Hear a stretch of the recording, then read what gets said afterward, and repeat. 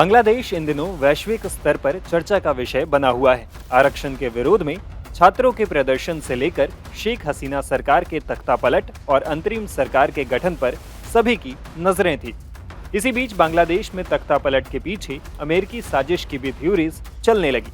यहाँ तक कि बांग्लादेश में भी इस तख्तापलट के लिए अमेरिका को जिम्मेदार ठहराया जा रहा है, जिसे अमेरिकी सरकार ने हास्यास्पद बताया है। बांग्लादेश में शेख हसीना सरकार के तख्तापलट के पीछे अमेरिका की भूमिका के आरोपों पर अमेरिकी विदेश विभाग ने इसे हास्यास्पद और पूरी तरह से गलत बताया है।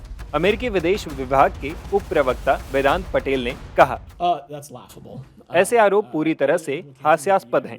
शेख हसीना के इस्तीफे में अमेरिकी सरकार की किसी भी तरह की भूमिका होने के आरोप पूरी तरह से गलत हैं। हमने हाल के सप्ताहों में बहुत सारी गलत सूचनाएं देखी हैं और हम डिजिटल पारिस्थितिक तंत्र में सूचना की गोपनीयता को मजबूत करने के लिए अविश्वसनीय रूप से प्रतिबद्ध हैं, विशेष रूप से दक्षिण एशिया में हमारे भागीदारों के साथ। इधर प्रधानमंत्री पद से इस्तीफा देने और देश छोड़कर भारत आने के बाद बांग्लादेश की पूर्व प्रधानमंत्री शेख हसीना ने मंगलवार को अपना पहला बयान भी जारी किया था। इसमें उन्होंने हिंसा करने वालों के खिलाफ कार्रवाई की मांग की है।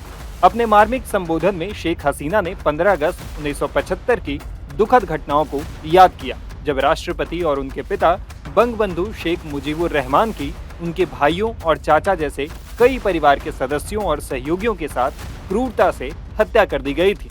शेख हसीना ने अपने बयान की शुरुआत बंगबंधु शेख मुजीबुर रहमान की हत्या से की। उन्होंने लिखा, भाइयों और बहनों, 15 अगस्त 1975 को बांग्लादेश के राष्ट्रपिता बंगबंधु शेख मुजीबुर रहमान की निर्मम हत्या कर दी गई थी। मेरे मन में उनके प्रति गहरा सम्मान है।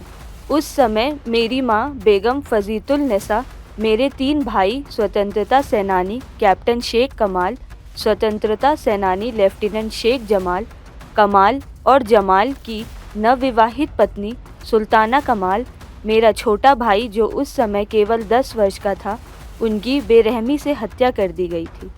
15 अगस्त को शहीद हुए सभी लोगों की आत्मा को शांति मिले और शहीदों को श्रद्धांजलि अर्पित करती हूँ। शेख हसीना ने बांग्लादेश में जारी हिंसा में लोगों की मौत पर शोक व्यक्त किया। इसके साथ ही उन्होंने दोषियों पर कार्रवाई की भी मांग की। उन्होंने अपने संदेश में आगे लिखा, पिछले जुलाई से अब तक आंदोलन के नाम पर तोड़फोड़, आगजनी और हिंसा में कई लोगों की जान जा चुकी है। छात्र, शिक्षक, पुलिस, यहाँ तक कि महिला पुलिस, पत्रकार, सामाजिक कार्यकर्ता, कामकाजी लोग, आवामी लीग के नेता और संबद्ध संगठनों के कार्यकर्ता, पैदल यात्री और अलग अलग संस्थानों के कार्यकर्ता जो आतंकवादी हमले का शिकार होकर मारे गए, इन सभी लोगों की मौत पर मैं शोक व्यक्त करती हूँ और उनकी आत्माओं की शांति के लिए मैं प्रार्थना करती हूँ। मेरे जैसे उन लोगों के प्रति मेरी संवेदनाएं हैं जो किसी प्रियजन को खोने के दर्द के साथ जी रही हैं। मैं मांग करती हूँ कि इन हत्याओं और बर्बरता में शामिल लोगों की उचित जांच की जाए और दोषियों की पहचान कर उन्हें उचित सजा दी जाए। बता दें कि बांग्लादेश में जारी हिंसा के बीच शेख हसीना 5 अगस्त को प्रधानमंत्री पद से इस्तीफा देकर भारत आ गई थी।